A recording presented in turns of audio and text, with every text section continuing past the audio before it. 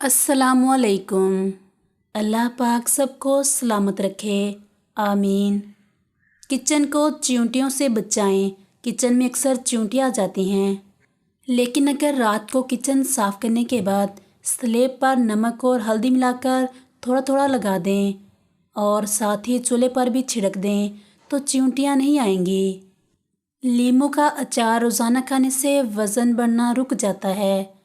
होंठों को गुलाबी करना हो तो मामूली सा नमक वैसलीन में मिलाकर आधे घंटे के लिए रोज़ाना लगाएं। फिर धोकर दूध की मलाई से कुछ देर मसाज करें। होंठ दिन ब दिन गुलाबी होते जाएंगे। गुलाब का रख और आलू का रस मिलाकर आँखों के स्याह हलकों पर लगाने से हल्के ख़त्म हो जाते हैं। कद छोटा हो तो रोज़ाना नाश्ते में साबूदाना की खीर ऊँटनी के दूध में बनाकर खाएं। पिसे हुए बादाम दही में मिलाएं और झुर्रियों पर लगाएं। 20 मिनट बाद धो लें। ऐसा रोज़ाना करने से झुर्रियाँ ख़त्म हो जाएंगी।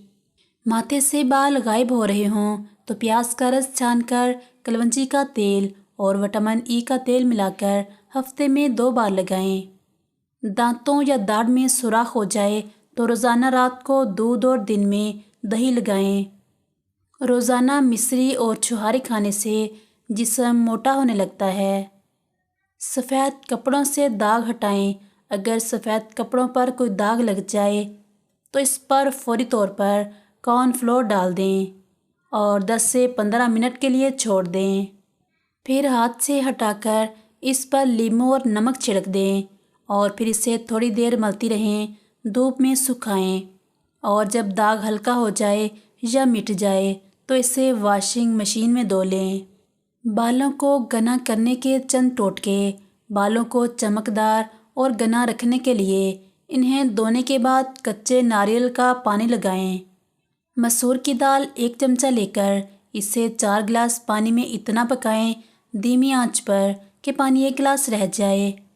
ये पानी रात में तैयार कर लें और फिर इसे गिलास में डालकर ऐसी जगह रख दें जहां ताज़ा हवा लगे। फिर सुबह इसे छानकर दाल फेंक दें और पानी में 2 कतरे लीमू, थोड़ी सी काली मिर्च और नमक डालकर निहार मुँह पी लें। ये अमल 40 दिन तक करना है। वज़न कम करने का आज़मूदा टोटका है और इस टोटके के नतीजे भी बहुत कमाल के हैं। 4 चीज़ें नज़र को तेज़ करती हैं। खाना काबा के सामने बैठना, सोते वक्त सुरमा लगाना, सब्ज़ा ज़ार को देखना और साफ़ जगह बैठना।